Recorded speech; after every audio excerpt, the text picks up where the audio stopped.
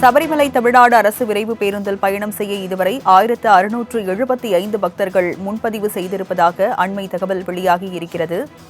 சபரிமலை மண்டல பூஜை, மகர விளக்கு பூஜையை முன்னிட்டு தமிழ்நாடு அரசு விரைவு போக்குவரத்து கழகம் சார்பில் கடந்த ஜனவரி 16 வரை சிறப்பு பேருந்துகள் இயக்கப்பட உள்ளன. இந்நிலையில் 1675 பேர் முன்பதிவு செய்துள்ளதாக தற்போது தகவலானது வெளியாகியிருக்கிறது. அதனை அண்மை செய்தியாக நாம் பார்த்துக் கொண்டிருக்கிறோம்.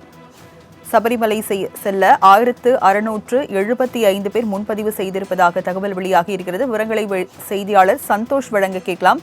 சந்தோஷ், விவரங்கள் என்ன?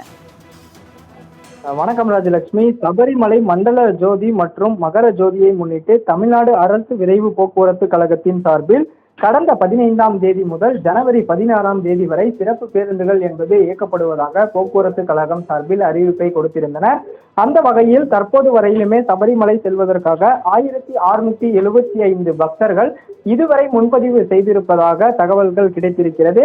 தொடர்ந்து முன்பதிவு செய்து பயணம் செய்யக்கூடிய பக்தர்களின் எண்ணிக்கை அதிகளவு இருக்கக்கூடும் என்றும் அரசு விரைவு போக்குவரத்து கழக அதிகாரிகள் தகவல்களை தெரிவித்திருக்கின்றனர். தமிழகத்தில் சென்னை மட்டுமல்லாமல் பல்வேறு பகுதிகளில் இருந்து இந்த ஐயப்ப பக்தர்கள் மாலையிட்டு பம்பைக்கு செல்கின்றனர். அந்த வகையில்தான் கோயம்பேடு மற்றும் கிளாம்பாக்கத்தில் இருந்து தினசரி பம்பைக்கு பேருந்துகள் என்பதும் இயக்கப்படுகிறது. மேலும் பம்பையில் இருந்து மதுரை, திருச்சி மற்றும் புதுச்சேரி என நேரடியாக போக்குவரத்து சேவை என்பது இந்த வருடம் இயக்கப்படுவதாகவும் தெரிவித்திருக்கின்றனர்.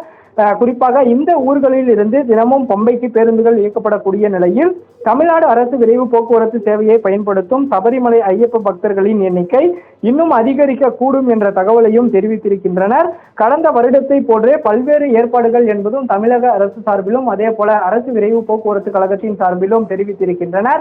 நிலக்கல் வரையிலுமே இயக்கப்பட்டிருந்த பேருந்து சேவை என்பது கேரள அரசுடன் தமிழக அரசு பேச்சுவார்த்தை என்பது முடிக்கப்பட்டு தற்போது இந்த பம்பை வரையிலும் அந்த பேருந்துகளை இயக்குவதற்கான அனுமதி பெற்றிருக்கக்கூடிய நிலையில் 1675 பக்தர்கள் தற்போது வரையிலுமே இந்த பம்பைக்கு செல்வதற்காக முன்பதிவு செய்திருப்பதும் குறிப்பிடத்தக்கது. ராஜலட்சுமி, சபரிமலை செல்ல ஜனவரி 16ஆம் தேதி வரை சிறப்பு பேருந்துகள் இயக்கப்படுவதாக தெரிவிக்கப்பட்டிருக்கிறது. விவரங்களை வழங்கியதற்கு நன்றி சந்தோஷ்.